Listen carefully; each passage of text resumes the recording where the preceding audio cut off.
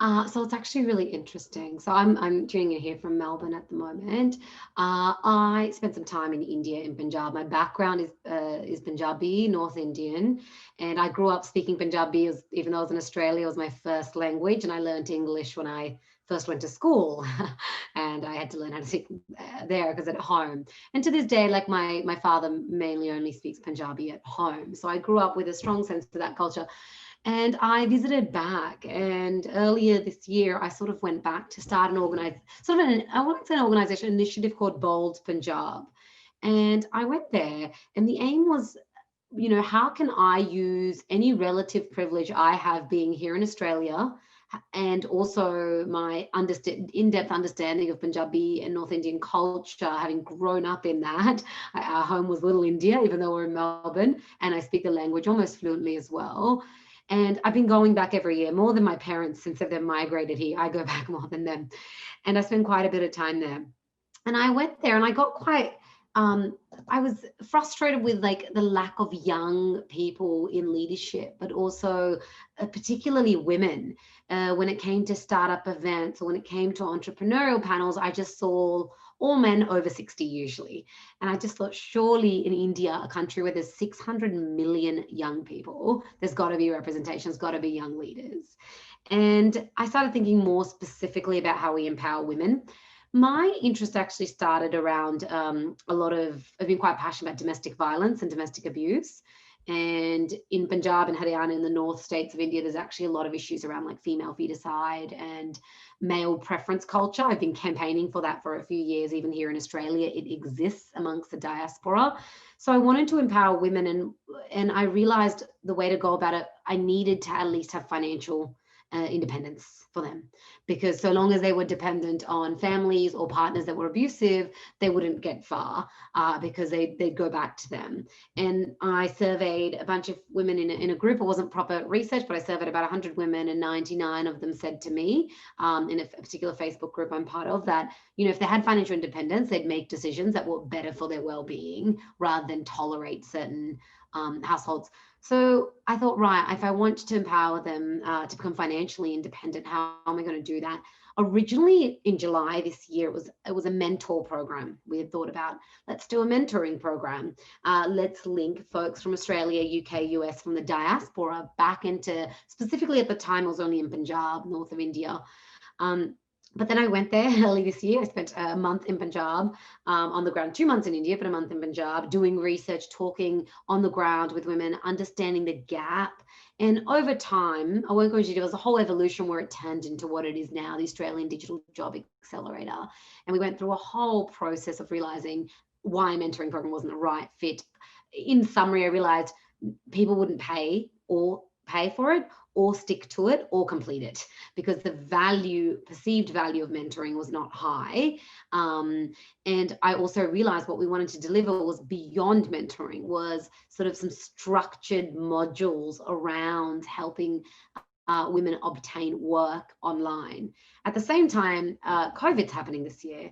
And I think roughly Australian platform freelancer.com, which is worldwide, and a lot of folks in India get jobs on there. I think from memory, the number of jobs pre-COVID and post-COVID, like this time last year, it's increased by 200,000 task-based jobs. So there's a huge surge in online work.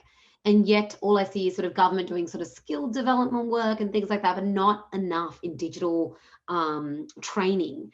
So our program runs roughly over 3 months at the moment. We're piloting it with 40 women.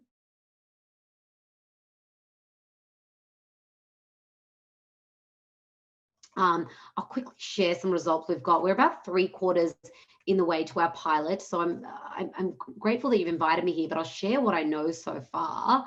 But it's been a year in the making. I'm just going to stop your screen share for a moment. Here we go. So you can just see my screen here. We had 316 women apply for the program and 190, expressions of interest, 192 applications, and we picked 40. I've got an interactive breakdown here as well, a little bit, which has got some of the data. We don't have the income data here yet, but we do collect what's your monthly income prior to our program. because the aim is to help people from a sort of lower socioeconomic background. Otherwise, to provide like scholarships to them, even if we've had interest from people who can afford the program.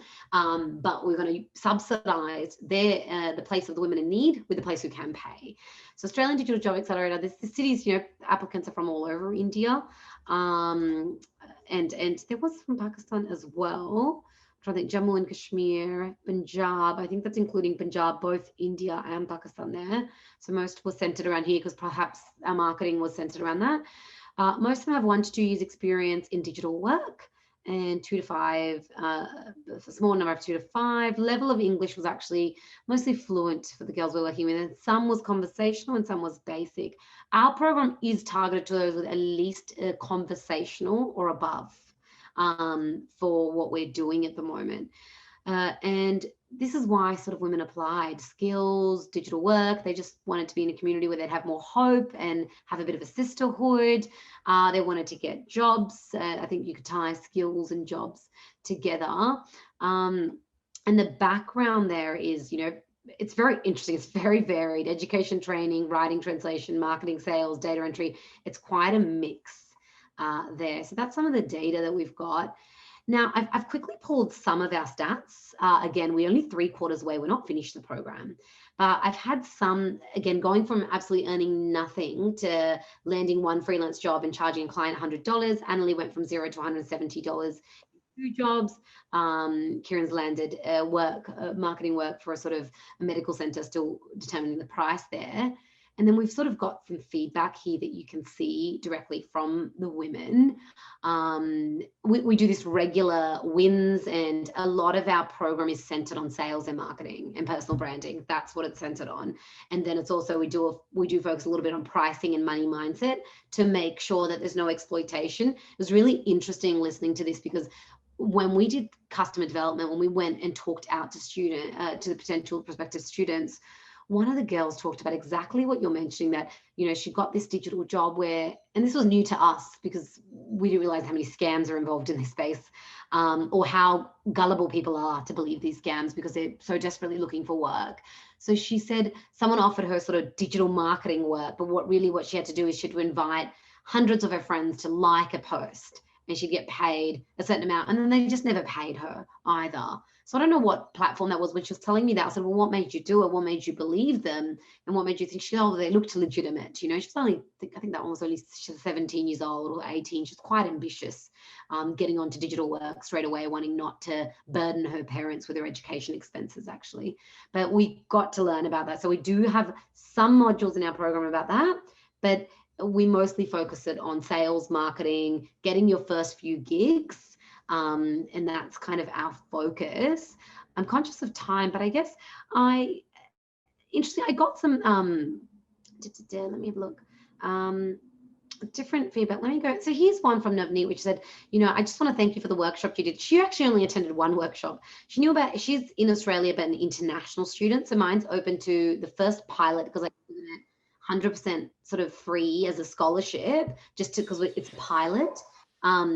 So we opened it to international students in Australia, but also students in India and Pakistan.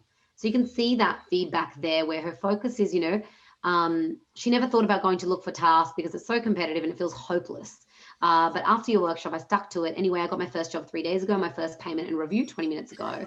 I made 2 new connections in the startup space. You have a strong understanding of the problems Indian women face. I was worried about losing my job because of the pandemic and had no help or support. However, through your workshop, I learned about freelancing, the job market, and online work culture. It's helped me build my confidence. I highly recommend joining this program. So that's sort of the feedback there. I'm conscious of time. I know I only had 5 minutes. I've gone over, but I think it's a huge opportunity. I think there are pitfalls, but we don't even use the sort of the Amazon platform you're talking about. I only saw Upwork, Freelancer, because for us, our focus is freelancing. And, I got to say, contrary to what people think, international students in Australia still struggle a lot. Many of them have taken significant debt to come and study here. And come COVID, their family whatever funding they had coming through. And some of them have borrowed money from like loan sharks, which that's not meant to be what they do, but it is. Or their parents have sold the only land they've owned to send one child abroad, hoping that that child makes enough money to come, And the reality is, I think 36% of them will ever get PR here. So the rest of them do go back. So the reality is, even international students here, it's been named a humanitarian crisis, an economic crisis in the making by the conversation. So we do have to acknowledge that it's not a rosy picture of like international students being privileged because they did sign up to a $100,000 degree. It's that their parents went into a lot of debt for it, many of the students. So we do consider them women that are in need of our support to help them build their skills to get digital work. So that's kind of what we've learned so far. And we're about like, I think a couple months in, we've got, I think, a month left to go. So it's going to be really interesting. But so far, the feedback has just been astounding in terms of confidence, jobs, and that sisterhood. And I modeled the program off a couple of ones I had done. One was Seth Godin's Alt MBA, which is pitched at a very high level. It's quite an expensive program, but the mechanisms of having 99%, I think, completion rate and accountability, we mimicked that. And the other one was, I did a resilience course with Komal Minhas out of Canada, and that was for myself. But again, the sisterhood and the community and the safe space created to talk both about work and what's going on at home was really important, because it's not separate. If you're being abused at home, you're trying to earn money to get out, we can't ignore that. So I wanted it to be very holistic, and that's why I kept it women only as well, and to have those conversations in a circle where it's safe as well. So I'll leave it at that. Thank you for inviting me, especially when I'm so early on. And I'm looking forward to remaining involved, and always welcome to take questions, or for anyone to reach out to me on LinkedIn. Happy to share.